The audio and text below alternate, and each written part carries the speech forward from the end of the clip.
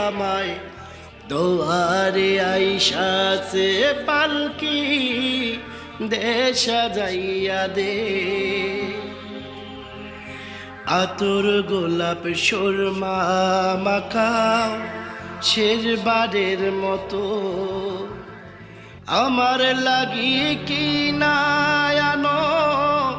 ওই সাদা কাপড় ওই সাদা কাপড় আতর গোলাপ সুরমা মাখাও শেষবারের মতো আমার লাগিয়ে কি না আনো ওই সাদা কাপড় ওই সাদা কাপড় কি আর হইবে দেরি কইরা